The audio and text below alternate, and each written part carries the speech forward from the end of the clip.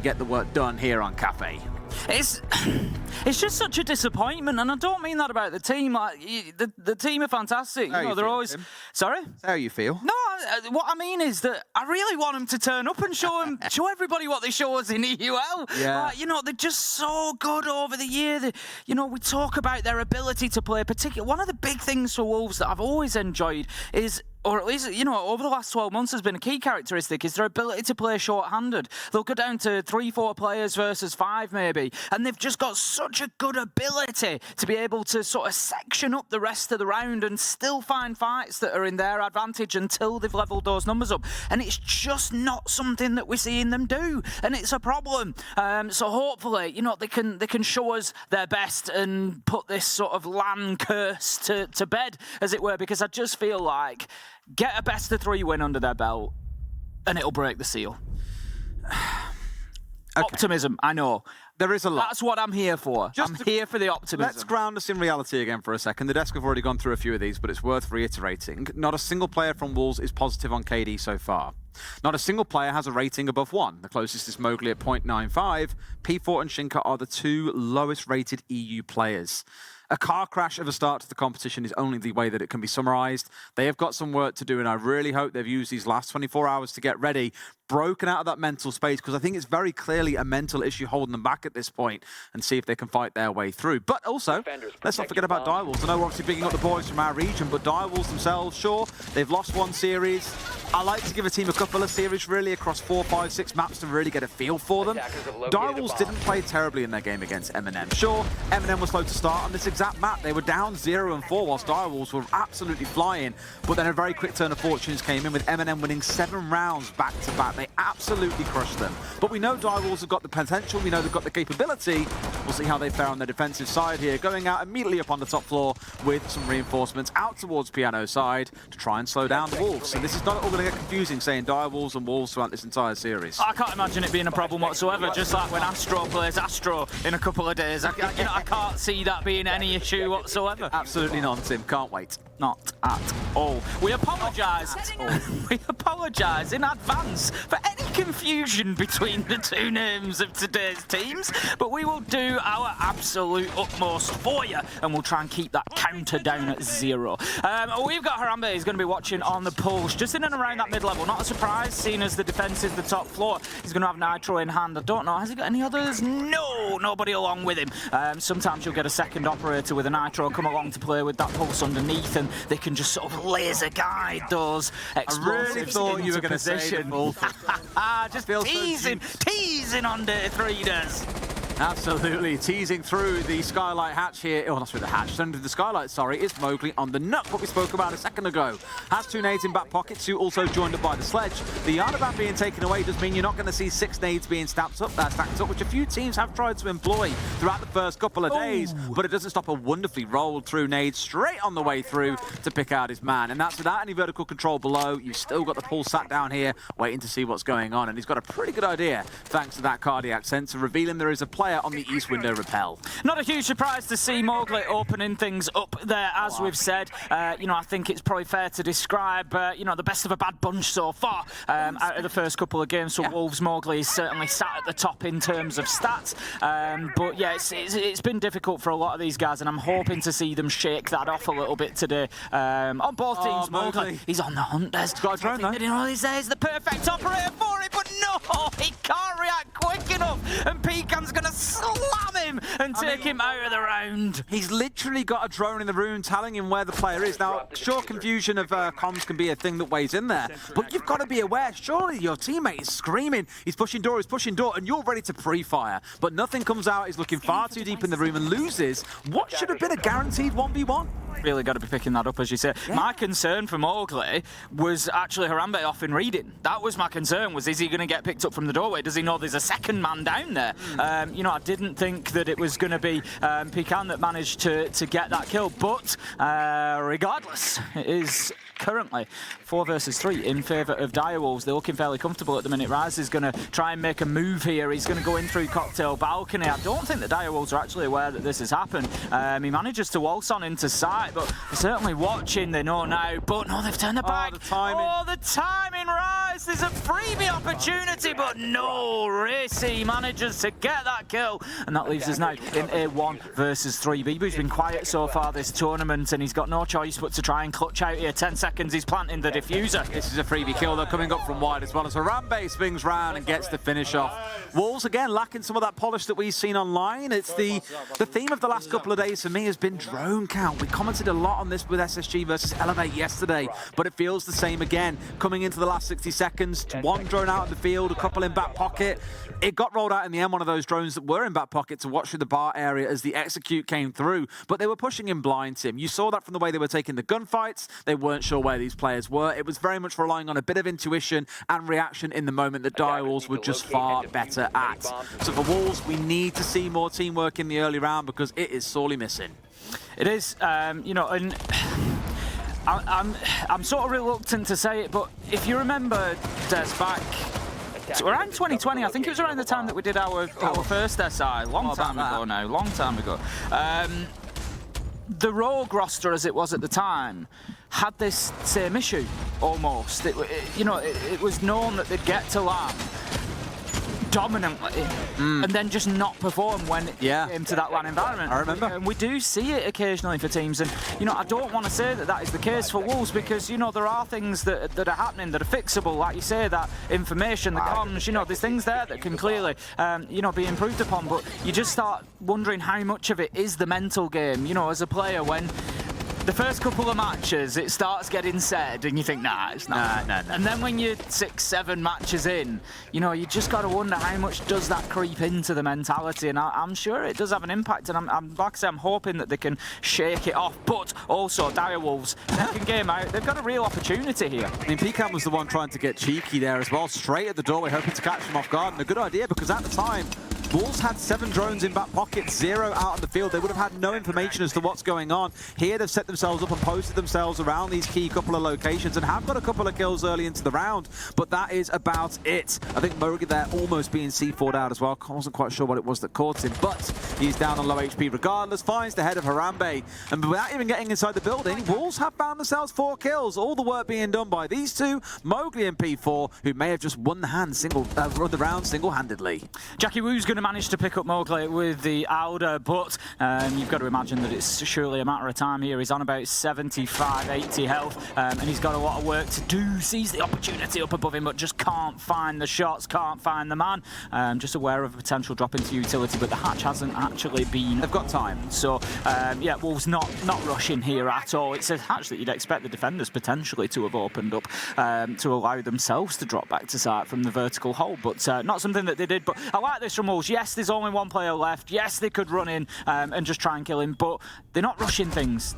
They're doing a proper job, and they've got themselves an easy kill at the end of it without throwing lives away, and that's the way they need to be finishing rounds off here because it's going to build the confidence. That's exactly it, and you can hear it in the boys there as well. Really excited and gassed up by that, and I wouldn't be surprised if that's kind of been a tactic into this game. Every small victory they find, get excited about it, build that energy up, because clearly it has been missing. But again, one thing I'll probably pull back to is, for me in that round, it's very similar to the story we had in the Lost One fixture yesterday. Lost One had their first game, formerly known as Team One, did combine with Los Grandes, hence why they're now called Lost One. They were getting very aggressive in the early round, looking for gunfights and 1v1s when they didn't need to be taken. And Direwolves were kind of doing the same there. You know, if you've watched back any of Wolves' games, that they struggle with this sort of teamwork that normally gives them such a presence online. I'm so used to seeing them just collapse on site as a 5 and absolutely overwhelm their opposition with chaos, but that's been missing the last couple of days. But in that round, instead, Direwolves are the ones putting themselves in less than ideal situations, going for these 1v1s.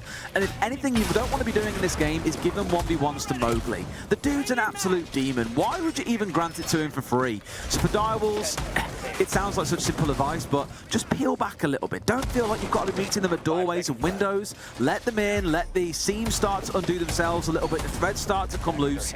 That's when you can strike and start picking off members of Wolves. There is no reason to go looking for fights early in the round. A lot of investment up in the top floor once again. No surprises there from Direwolves, basically trying to double down on what they did last time around.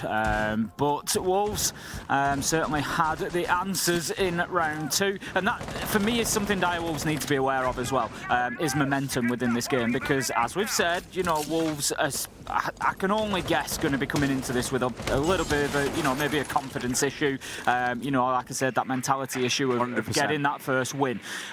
The more that Dire Wolves let them get established in this game, the more dangerous Wolves become. 100%. Yeah, so for me, Dire Wolves need to be getting opening kills. Pick on. He's going to take out P4. Perfectly timed to punctuate my point. Thank you very much. They need to be getting up in the faces of Wolves, not allowing them to chain them rounds together. There's one traded back on the other side. Pican, the one being caught actually on the rotate back out from where he found that first kill. So a good response coming out.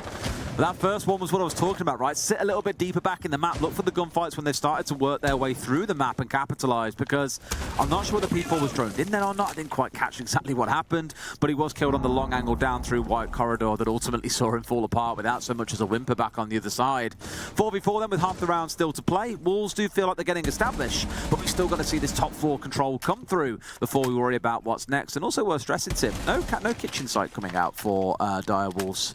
Not as of yet. Rise is going to pick up a nice kill onto Harambe. Finds him lurking around underneath the skylight. Rise has been improving over the last couple of maps that we've seen here at SI.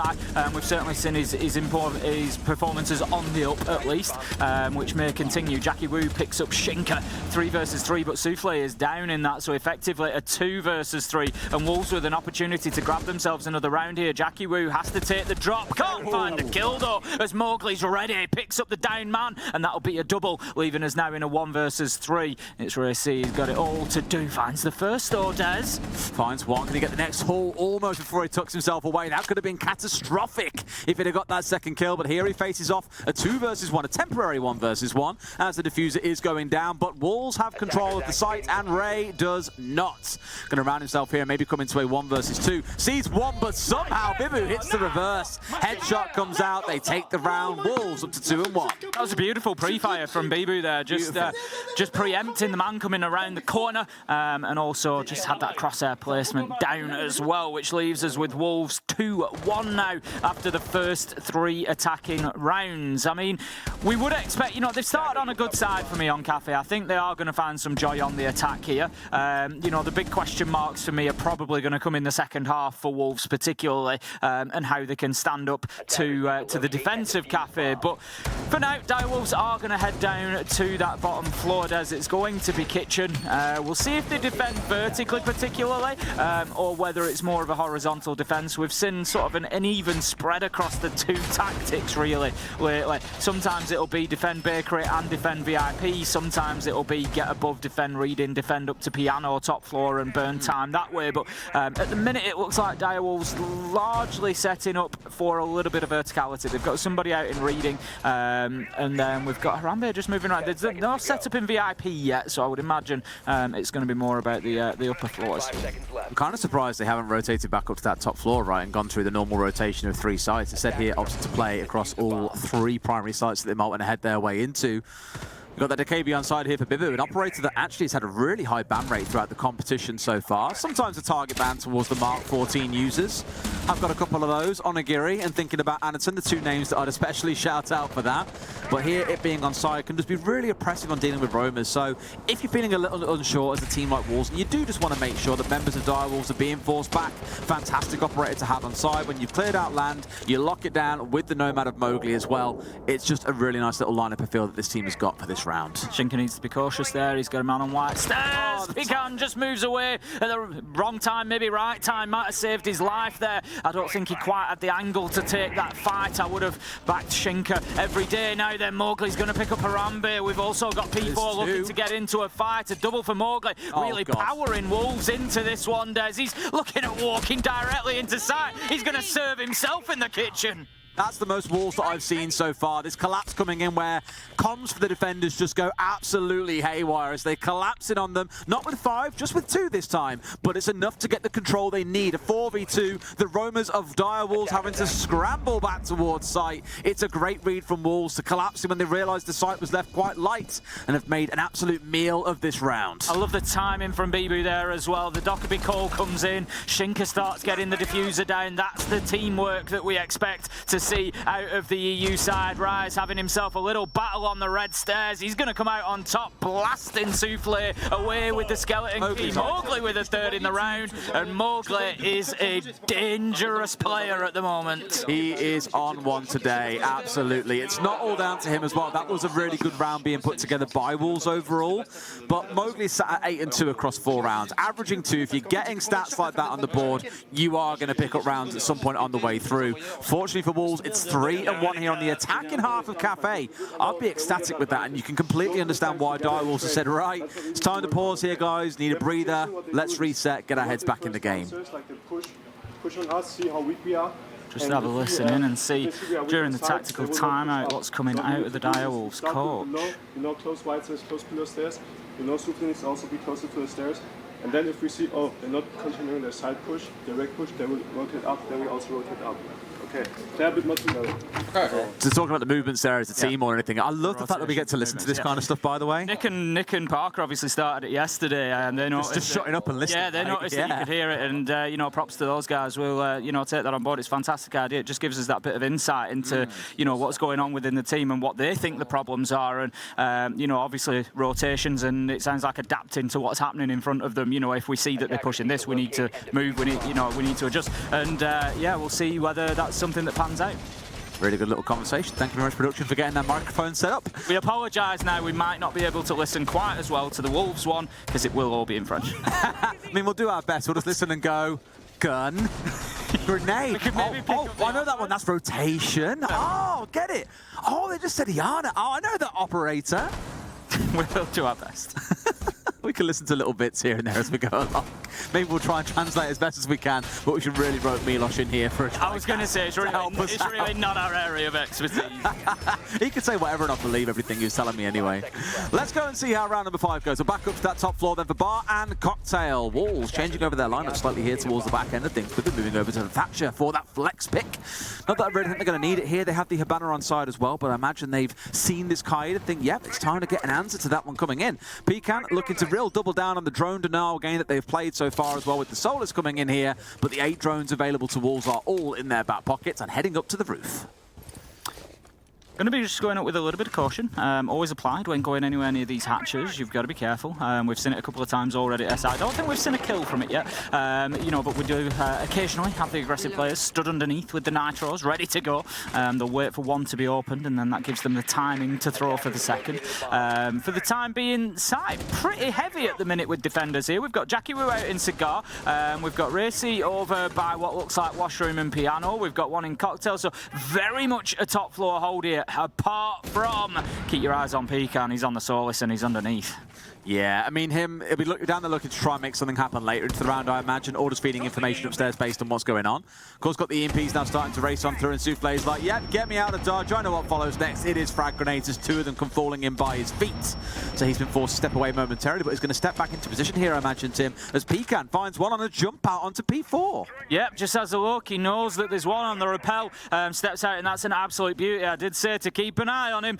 He's going to continue his roam, and the problem for Wolves now is they do have the Nomads, so they can shut off the stairwells and stop him getting back to site, but that's... Oh, my word. That's not what Pecan is playing for. Pecan's playing to use that Solus gadget from underneath, combined with the impact nades, and prevent any plant. Now, Mowgli steps down and gets Jackie Wu, but Pecan causing further problems, Des. They haven't dealt with the roaming Solus. Trying to push his way forward here and see what he can find. He's managed to charge forward. He really wants to get rid of these 2 players that are sat deep. There's one on Lumber, one in Bathroom, one sat behind him on Cocktail, and he wants to unsettle all 3. But he knows if he goes for one, he'll get shot by the other. It's Souffle to pick up the kill. Shinka's left all by himself here. Not much he can do except pad out those KT stats as Ray finds the final kill. Direwolves making good use of that timeout.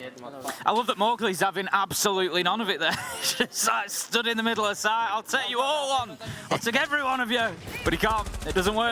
A couple of good kills there. A bit of aggression coming out from Direwolves, which I think is, as I said, a little bit what was needed. Get in the face of Wolves. Don't let them settle into it. And those 2 jump outs are certainly going to help them in that regard. But what I don't want to see is them maybe get a bit too carried away with it. Wolves are an experienced team, some of the longest standing players in the game, and they're not going to keep falling for that. They're going to end up punishing them.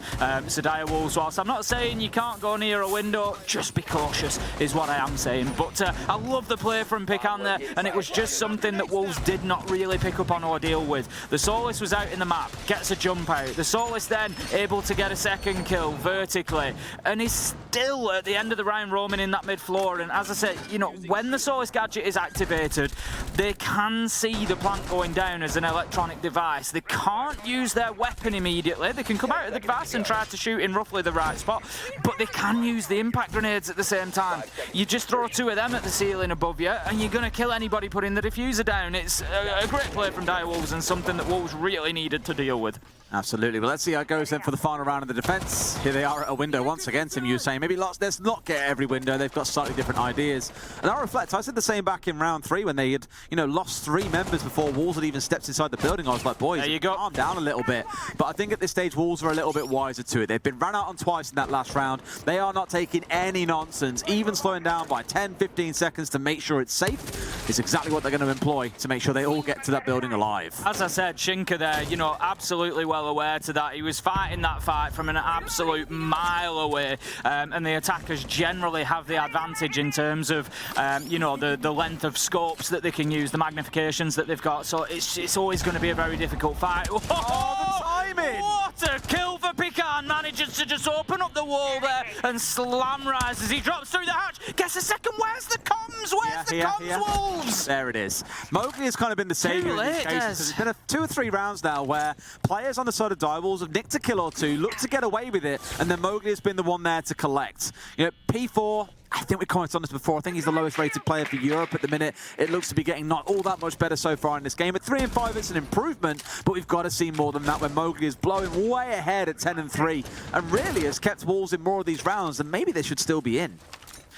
BB just going to be sending a bit of utility in through there, try to support the push of Mowgli down towards the bottom of White Stairs. It's Harambe that they're looking to clear out from VIP, but he's supported by Jackie Woo-Woos as well, who's just going to hold on to those brown stairs for him, so he knows he only needs to focus in one direction. He can just take that one fight, and for the time being, Wolves are looking a little bit rattled. There's a minute 10 left to go. You know, no real access into sight. They're a man down as well. They need to be going in and getting some kills. Now, Mowgli needs to be careful here because Jackie Woo has been watching this angle, and he might just get, I was going to say, he might just get pulled into the fight there with the man in VIP, but no, Mowgli, alert to the danger. The thing is, they've known that there's 2 players here, and as I give it to Wolves as well, they've responded well. They've moved a Yokai drone over here, Souffle has. They've got 2 players kind of covering each other's backs, but we're not seeing Wolves pushing as a team. They've got, like, Mowgli's come down and danced around a little bit, then peeled away. Then one more has stepped forward and now been picked up as well in the form of Bibu. It's just a little bit fragmented, a little bit scattered, and sure enough, it's far too easy for Wolves to bring this back up to a 3-3 by the looks of it. Shinka, the last one left standing against 4. I still think really Wolves will be happy on a 3-3 split, being honest with you, given how things have been going, but they know they could have got so much more. I'd agree with you. I think you know, it's not the end of the world, but I love that you know, the way Wolves have played, coming back from. This was just too easy. This double for Pican. You know, gets 1, gets 2. It's the second kill onto P4, really. He gets rise as he drops, fair enough. You know, but then to get that second so freely. You know, you picked up on it earlier, Des, with the kill in Dining, with Mowgli going in and Pican taking him down in Dining. The speed of the comms just doesn't seem to be there. You know, he should be aware, I've just been killed by somebody at a small bar. Raj drops. There's a hole in the wall next to him. There's nowhere else he could have died from, realistically, and that call's got to be coming through, and they've got to be reacting to it more quickly. But Mowgli at the end of the round as well, a little bit of a concern there. You know, Wolves, for me, just look like they've run out of ideas a little bit. Where whenever a player is heading in, right, so Mowgli knows, he's come down brown stairs, he knows Jackie Woo's at bar, he knows that, I think it was Harambe off in VIP. It is, yeah. He then also knows that he's got Racy in court check because he goes in and he pre-fires in that direction, loses the fight. But by going in through main entrance still, he knows he's going into a kill box. He's going into an area where there are 3 angles watching that specific area. If you're going to try to push in there and your only plan is, I'm going to have to just go and take these gunfights and try and win them, you know, I'm just wondering. Yeah, what kind of bothered me about it was you know, it's really standard that you see someone playing inside of VIP as well. And then normally you'd expect to see someone supporting them with bar, with the rotation open up towards the far left of the bar as well. It's nothing flash or, you know, something they wouldn't have come across in scrims before, but they're making it look like it's their first time coming across it. and that's a little bit of my concern. But we digress. Let's see how the defense goes forward. We have now, of course, swapped sides, and they are playing in that exact VIP spot that we were just talking about. We may well see the difference here between how Direwolves approach it versus how Wolves did in that last defensive round. Well, I'm thinking about teams that historically I've seen very good at clearing this position, and I don't have to look beyond EU to think of BDS. You know, they're very good generally at clearing this position. They'll use a lot of utility from the bottom of white stairs. P4 goes in and manages to get an opener onto Jackie Wu, so that's a good start, but Harambe won for himself onto Mowgli. But exactly like this, you know, the good teams will come in from the bottom of white stairs. He's unfortunate he's not got the shield there, but they'll use the nades, they'll use the Gon 6s, they'll use the flashes to clear out this area and force the smoke away, or force the smoke to lose his life in that position. And it's something Wolves haven't done fantastically, and so far it's something Direwolves haven't done fantastically. You know, they have to get better at clearing out that VIP position. I mean, Pican's just being patient here as well and waiting for someone to set a step wrong, and it's Rise who's got to be really careful of the tiny little box that he's got to play in inside a VIP. But to give it to them as well, Direwolves have not got the nades here to be able to burn through the shield. A little bit of an oversight on their side. Maybe Pican can still do some work with those breaching rounds, but they haven't been deployed. So similarly for Direwolves as to Wolves, we're seeing a bit of a stall out on the east side of the downstairs. Well, this is the problem with losing Jackie Wu. They've lost the nades with him. So, like you say, it removes their options. So the question now is, how do you adapt? P4 are going to pick up another kill. That's second of the round onto Pican this time. Harambe manages to avoid the explosives from underneath, and they're trying to work the vertical angles instead. So this is the adaptation. But along with this, Direwolves really are probably going to have to push towards Bakery. It's going to be difficult to get in to the freezer side of sight. Trying to open things up here, Harambe from above as well, opening up those sight lines to restrict the defenders on the downstairs somewhat. P4's been a bit of a demon, though, around this restaurant and bar area, similar to where we saw Jackie Wu playing before. You can see him in exactly the same spot. But Direwolves equally are struggling to get it broken open. Rise are looking not to hit one, but gets banged through the sofa by Ray. That's the kind of kill they were looking for. A bit of a bait and switch almost coming out. Both teams into a 3 versus 3. 20 seconds on the clock. It definitely favors Wolves, but don't count Direwolves out yet. That's the good fortune that Direwolves needed there. Just pushing 2 men towards double window and getting away with the kill onto Rise. They're going to try to push in through double door, but P4 could be on a rotate potentially. He's just holding himself outside of freezer as they try to move in. Beautiful from P4. There we go. Power position. Gets one, nearly the second, but Bibu beats into it. And that's going to be a successful first defense for Wolves. Direwolves, again, they just struggle dealing with that VIP position, ultimately getting the kill through double window, but the damage was already done by them. I mean, I can't help but come back to Pican. He was sort of on the wrong side of things, right? He's playing the Ash, and he's the one who's sat on the upside down rappel. He's the one who's got the gadgetry in back pocket that can make it way easier for Harambe to challenge on the garage doorway to get that challenge in towards VIP. But that shield was still stood, I'm pretty sure, at the very end of the round. P4 got the kill onto Pican. There was a kill that came through from Pican at one point in the round, but it was nowhere near enough to unsettle that side of the map.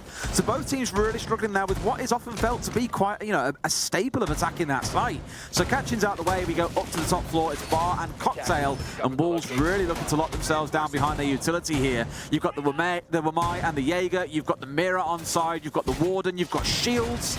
This is going to feel like a very much bread and butter setup on this top floor, Tim. We would expect so.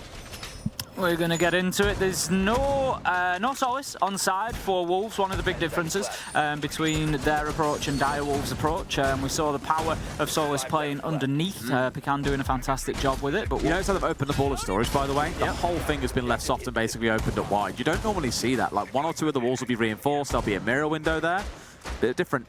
It is, you know, it's one of the areas sometimes that the defenders look to either rotate through or to play inside the freezer. But yeah, with the mirror window in place, it's a bit of an older strategy, really. I can't say that I've never seen it before. I just haven't seen it for a while.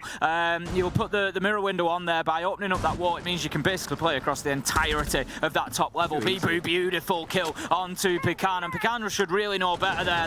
That's his wheelhouse. That was his operating area. That's where he was getting all his kills, and he's just stood there in no man's land, and Bibu has punished him. It's interesting because it's like watching a mirror at points. Like both teams are making similar mistakes where if you think back to round 1, Wolves ignored the pulse that was playing inside of Reading. Ultimately didn't actually get the kill, but was still in a spot to get a kill onto Mowgli as he was trying to challenge inside of Fireplace. You've almost seen the exact same happen here, where Direwolves weren't aware of Bibu being inside of Reading, and he's the one who's picked up a kill onto White Stairs with 0 response coming out from Direwolves. So both teams in places here a little bit sloppy. I'd like to see it tightened up more, getting behind that information game that you've got. You've got a 0 on side, you've got a DKB, you've got a bunch of drones. There's so much you can work with. But either way, it feels like Wolves are the ones starting to pull ahead here as we go down to a 5v3. Rise manages to take one down. Bibu is being hunted here at this point. It's Harambe that's just out in front of him trying to find the man in Reading. He does find him. There is a bit of a spray down from both sides, but it's Harambe who comes away with the kill and a little bit lower health. Now that leaves us 3 versus 3. A minute and a half wasted. Maybe not as long as Wolves might have hoped for.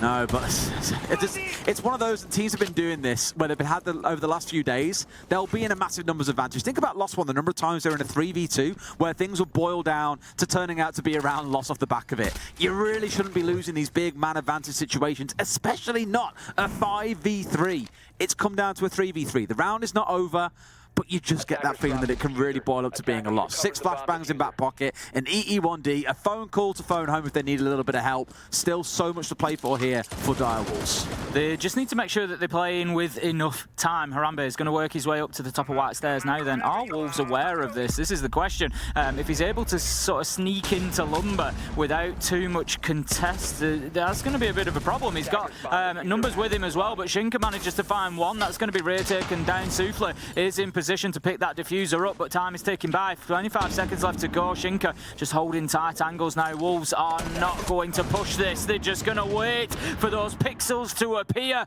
and Shinka shuts down Harambe. P4 with the final, and Wolves with their second successful defense. Up to 5 and 3.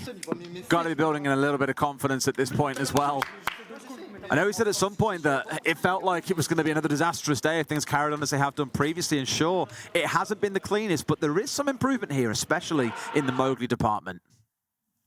I think it's going to be a good win overall for Wolves if they can get this first map done. Cafe is not a map that we see them play sort of too regularly. You know, so to come away, make that your pick, get the win there. There's just, you know, there's a lot of momentum potentially that can snowball from that. We're going to, for their third defensive round, see them now in Reading and Fireplace. So similar setup to last time around, I would expect. There's going to be a top floor presence there that Direwolves are going to need to deal with. Direwolves that didn't feel, they got themselves into a 3v3, but then sort of got to the top of White Stairs and were kind of like, what now? Where do we go now? You know, they realised that they'd sort of walked into a funnel, really. They didn't have any sort of pressure coming from anywhere else. That's what I'd like to see switched up from Direwolves here, is maybe just, you know, poke from a couple of different sides. If they can get themselves in and around top White, get themselves maybe underneath Skylight, New Hatch, clear the top floor from 2 directions, and then start working towards side.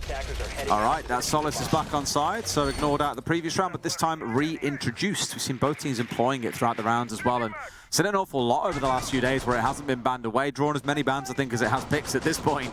But one of those where, as we've seen so many times, it's just so valuable at taking out drones in the early round, restricting the information game that the attackers can play, kind of dealing them a little bit of their own medicine here. Now, Ray's got the shotgun, interestingly, being picked out, silenced as well on the Amaru, working his way in through the downstairs here. Just really hope he doesn't get blindsided once again by a player that he doesn't expect.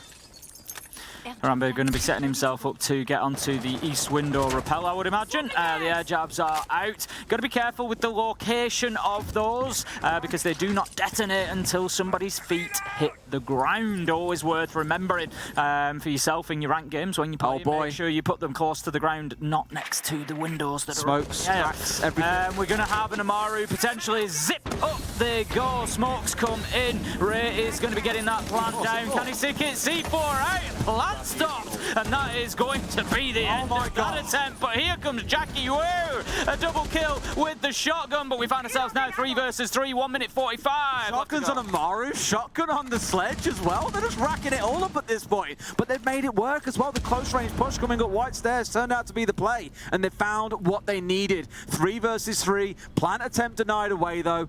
All things reset.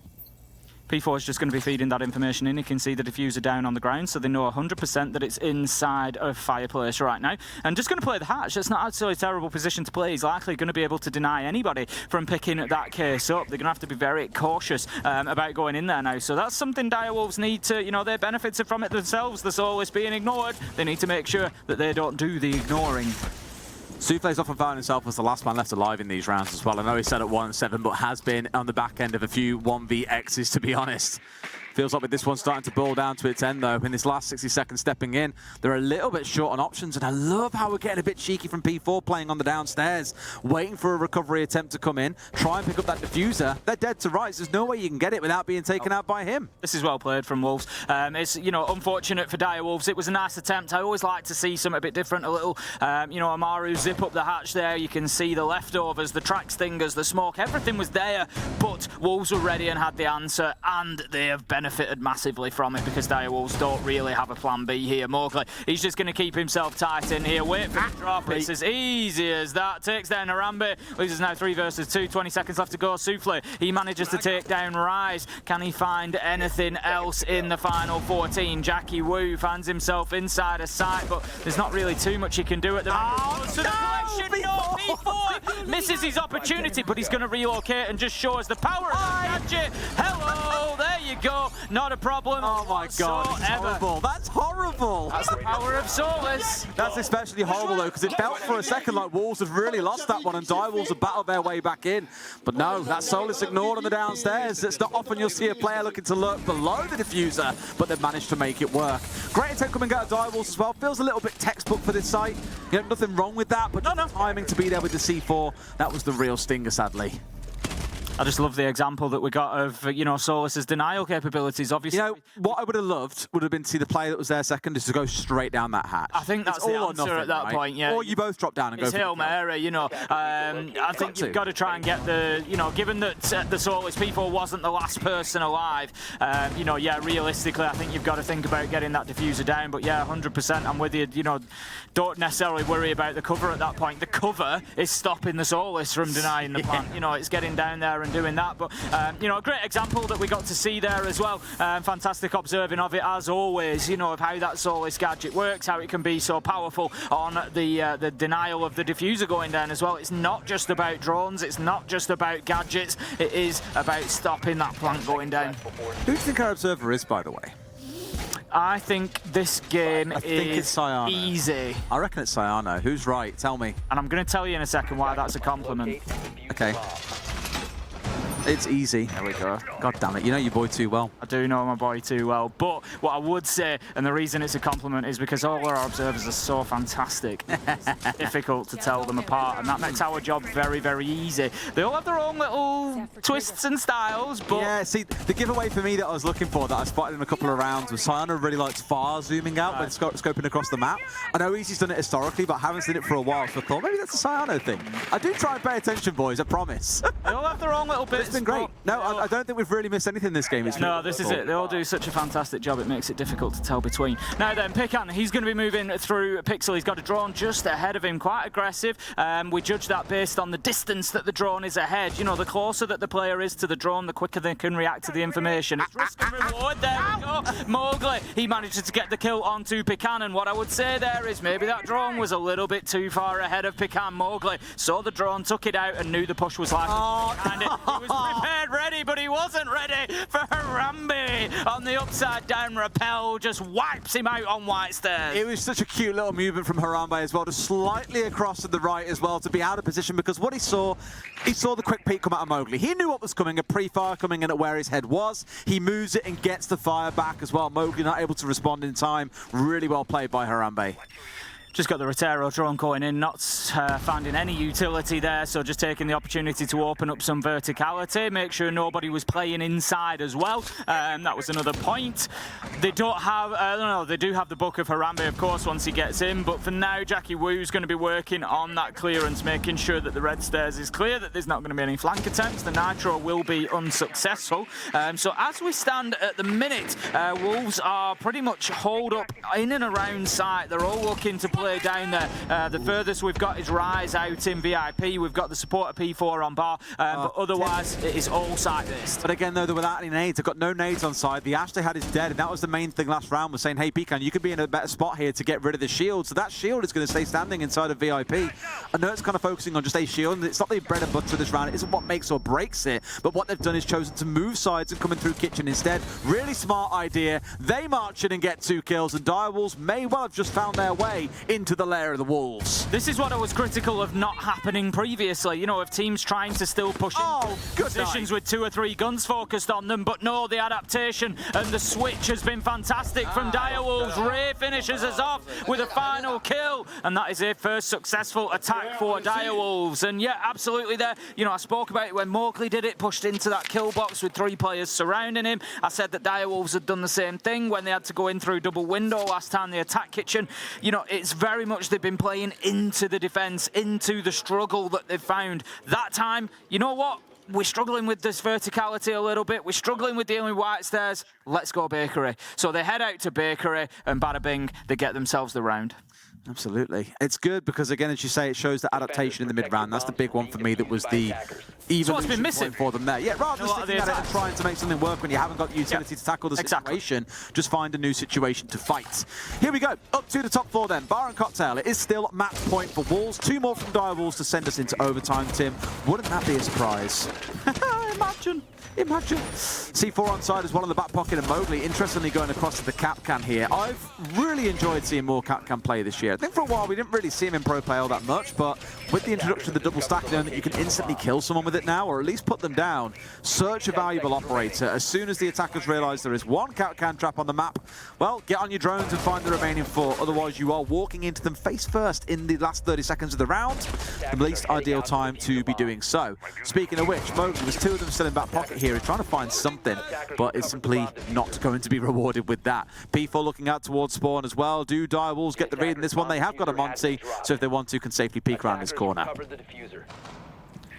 Jackie Wu just being very, very conscious of the potential for peaks. Like to see it from Direwolves. You know, they're certainly not taking anything for granted. Interesting, like you said, to see just exactly what happens with that Monty push in. Pinker's going to take Pecan's going to take down Shinka. There's a combination of names to say. Is that one? Think about Pikachu like Desert Shoe. Yeah, hopefully. At the N on the end. Oh, it was more the fact that I was leading on to Shinka, so I ended up combining both.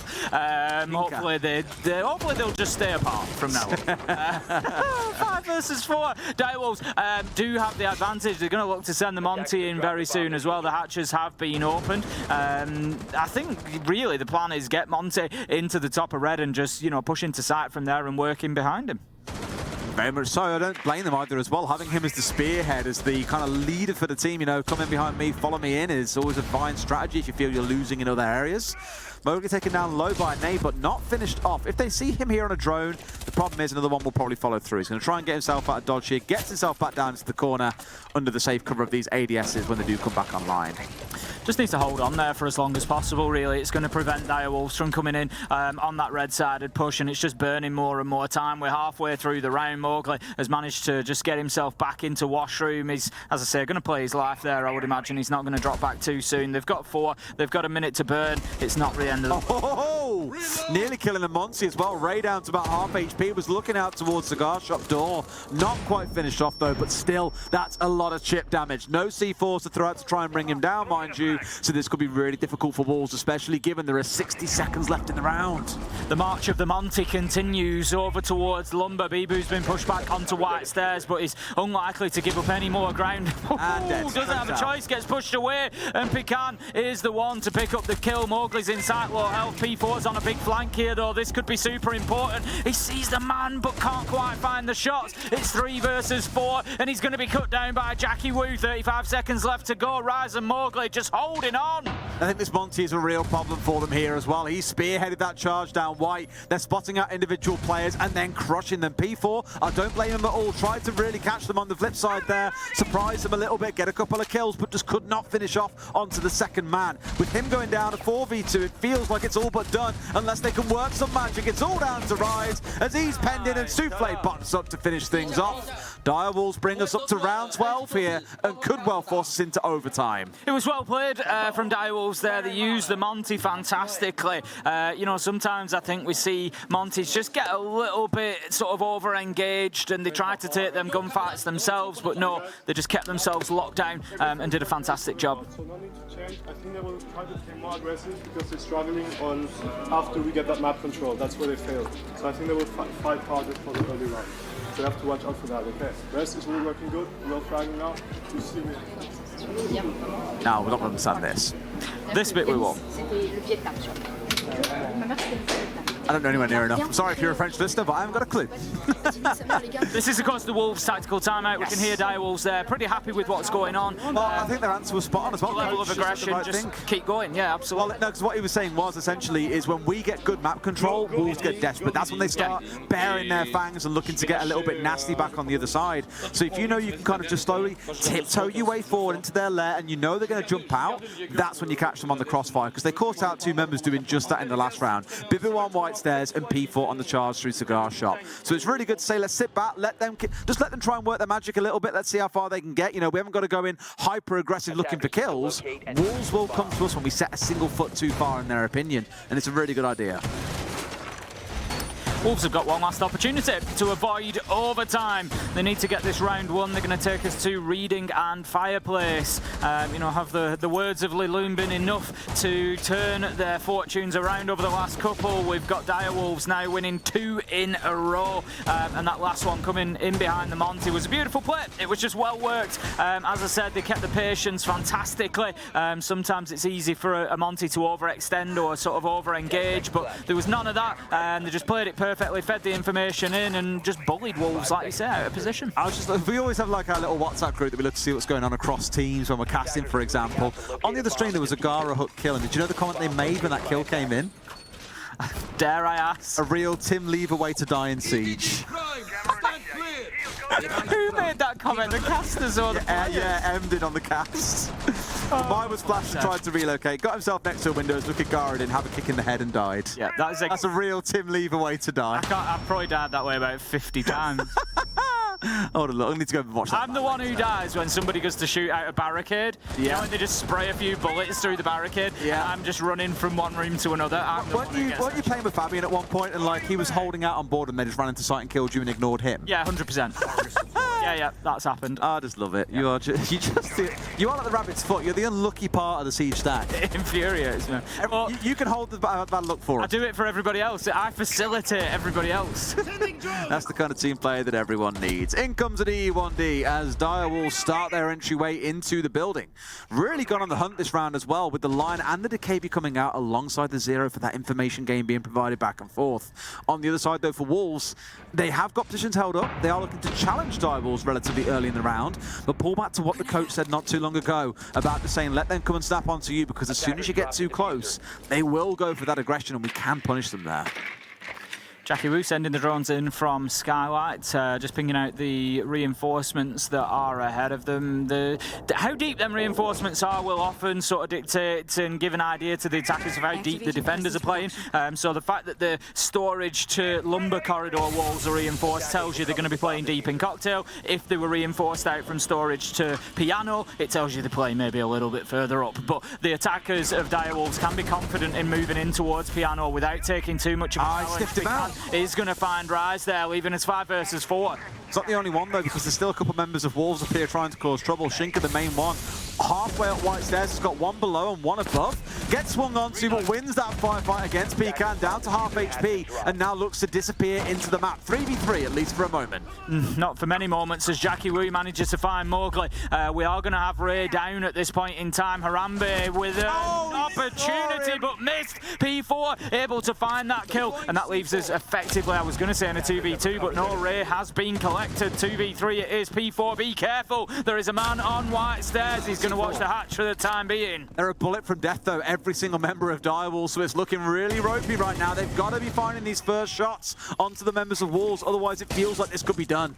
20 seconds left to go, and this is where it gets dicey for Direwolves because they've got to start taking those risks. There's, as you say, they need to be confident, they need to be sure of what's going on, of what they're doing. They're not going to have an opportunity at this rate to get the diffuser down. P4 keeping himself out of dodge. Big kill there, big moment as Shinka gets Ray. 2 seconds left to go, just needs to keep himself alive, but no! Suplex somehow manages to find that kill. You can see the frustration amongst Wolves as a team, with Rise just hitting the desk there. It was so close for them, down to a fraction of a second, but they just couldn't keep themselves alive. How the bloody Nora has he won that one at that range as well? You're swinging out onto a man with a shotgun. He should be winning that every day of the week. What a shot, what a play. Beautiful stuff coming out. Direwolves, they hang on and they send us into overtime. I love this game. It just doesn't get any better, That was a fantastic second half of Siege. I've really enjoyed that. It just really doesn't get any better. And this is why I love the Invitational. You know, you come in here and, you know, we could easily, and we did at the beginning of the game, it would have been remiss of us not to say, you know, these are two of the teams that have been struggling overall out of the... Haven't won a single map tip. But it doesn't matter. All 20 of our teams are so good. The level is so high that we come in here, and even with a matchup like this where you would look and think you've got two teams without a win, they could definitely be well and truly on the struggle bus. But no, they come in and give us an unbelievably entertaining first map. And then a little bit more, we get 3 more rounds. Ooh, okay, and it's Wolves starting on the defensive side, but I don't know. It's almost impossible to call which way it goes given the result we've had so far across this game. Direwolves getting themselves back behind that Monty. It worked out so well last time, almost as a way of baiting out aggression from the side of Wolves. They knew a Monty was there. They had a pinch set up onto, well, not onto the Monty, but the Monty and the rest of Direwolves had a pinch set up onto that player they knew was there. All they've got to do is play behind the information game here, remove a couple of crucial bits of utility, and they're on the march forward already. Going to take out that bulletproof cap. That's just good practice, getting the utility out of the way. Utility clearance, I think that overall is something I'd say that has been a little bit of a struggle for these teams. Yeah, we're still going to have Rise in position behind that shield. He's been a constant thorn in the side of the attackers trying to push in here. But interestingly, Direwolves doubling down on that Monty that's worked previously. It's currently bullying Bakery a little bit. Souffle manages to find one. That's going to open things up with a kill onto Mowgli, not the player at 13 and 10 that Wolves wanted to be losing first. And Pecan doubles down, Des. It could be happening. Direwolves get themselves the advantage. They're just annoying and aggravating Wolves, and it's forcing them to bite and lash out a little bit here. Almost like the discipline has been lost in the Wolves camp, and they're really paying the price on trying to take these 1v1 gunfights. Worth noting on Mowgli, I don't think he's had a kill now for about 5 or 6 rounds. It's been a really quiet second half of the game for him, and something clearly that Wolves are sorely missing. Again, I'm going to give the same compliment to Jackie Wu here on the Montagne. Not overextending, not overcommitting, not overengaging, but what he is doing is occupying 2 out of 3 players that are left for Wolves because they can't leave him alone. One has now dipped away, but the other is going to have to stay in Bakery. Bibu has no choice but to keep watching, and Jackie Wu is just given no opportunity to be taken down. It's brilliant. I like how they're keeping it really unclear which side they're pushing in from as well. Wolves know that there's a member on either side of the map, but the other 3, they've got no real idea. They've spent a lot of it on the upstairs. Jackie Wu's been drawing a lot of attention inside our Bakery here. Is pinging out this one man who they know is going to go for a fight, but he wins the 1v1. Bibu brings down Ray. There isn't one more in the window, but the Monty comes out with the pistol, gets the down as well after a second kill. Went the way of Wolves. It's a 2v2, a 2v1. Can Harambe hold on against these 2? One on the vertical, one on the lower, and no more shield in the round. What a huge moment from Rise there. A double kill just to flip things on its head, and all of a sudden Wolves out of nowhere have the man advantage. They're just going to try and hold on to site now. Harambe goes in. He's just looking. He's got to find these kills. He sprays down the wall, won't have any joy. The Wolves player is led prone behind the metal unit, and there's the final kill. Shinka rescues Wolves there. Rise is pumped. Absolutely no surprise. That looked, for all my money, like a Direwolves round. Jackie Wu played that Monty on Bakery beautifully, but Bibu was not rattled by it. Well done, Wolves. I love how in the space of like 4 minutes we've gone from Rise smashing the table to cheering like he's just won the World Cup. I love it. I love it. So much passion coming out. Absolutely love to see it. That means Direwolves are on the back foot. Win here on the defense. Otherwise, your time on Cafe is over.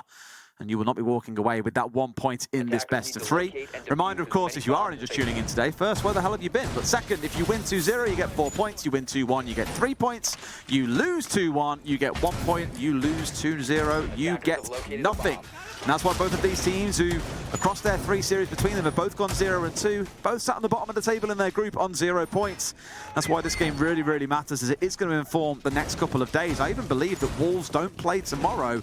They've already had 2, so they have to have their rest day still. Direwolves had theirs.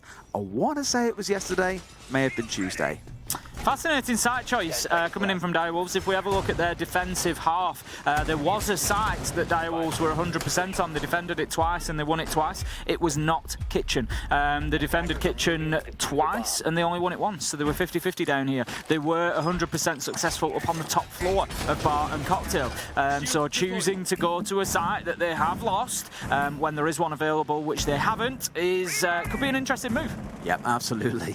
Making good use of the yokai drones here as well. I speak about this every time we see it, but it's very DPEC-esque from Koi, the kind of player that would throw it outside the map for 5 seconds, check out what's going on, and then pull the yokai back inside. Here, it's now going to stay inside the building, as they've done at their initial scouting. I'm still looking again at the lineup from Wolves 2, and looking at that, the KB's been such a present pick for both teams throughout this map, understandably, helping suppress the roamers, force them back in towards sight. Expect to see more of the same this round. Pecan's ready here. I think he knows that somebody's just come over on the rappel. Maybe missed his opportunity there, though, as bullets rain in and clear out. Drone comes in. Yep, that's going to force Pecan away. No option but to drop back down to the bottom of White Stairs. Mowgli's just heading in behind a nade, and Wolves, it feels like they've got a sniff of a win here, Des. They know that it's on the cards, and they're getting aggressive. Just to give a shout out to Ray as well, currently sat at a 92% cost, has really made his impact felt in the vast majority of these rounds. I know his numbers aren't exactly shining next to someone like Pecan or even Mowgli, but he's having an impact throughout these rounds. Whether or not his impact is felt in the most important one, this one, remains to be seen. We've got about half of the round left to go. P4 established on that mid floor. Wolves pretty much happily in control of the majority of the map now. Direwolves have been forced all back downstairs, I think. We've got 4 there. We've got a 5th. Where's our 5th? We will see. I'm sure that, I think they might be out in Bakery just off to the left of our screen. I'm not sure that hiding, Tim. It's hide and seek versus the casters, not even each other anymore. No, exactly. A game within a game. Yes, I was right. It's Souffle. Souffle is off on Echo out in Bakery behind the bookcase, so he was just off our screen.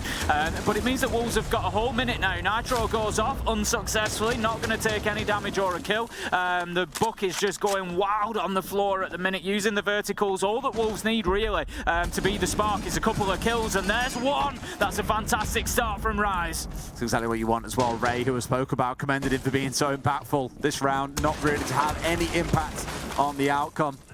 This is the problem with that vertical control, and why you'll often contest that third and second floor, is to stop the attacking team getting that level of control and really exposing you on the site and forcing you into some really uncomfortable positions. Bibu looking at long range to try and find a fight inside of VIP, but can't quite find his man. Rise on a tear. You said he was pumped up, Tim. He's pumped to high hell because he's got 2 in this round and looking for a 3rd. Mowgli's going to come down. There it is. Dangerous position. Rise on 3. Mowgli walks in. It's as easy as that. Rise will be down, but it's unlikely to matter as Shinka starts putting that diffuser down. Needs to keep the clock running and give his teammates the chance to get this final kill. Pecan is fighting wildly, but it's just not enough, Des, and the bite comes in from Wolves. They get the final kill and they take map 1 in overtime. That's going to be worth far more to them than you can ever imagine as well. Remembering, this is the first map they have won since the middle of November. They have not won in the last 8 maps they have played, and interestingly, Tim, that last map they won was against Direwolves back in Jönköping. They've come back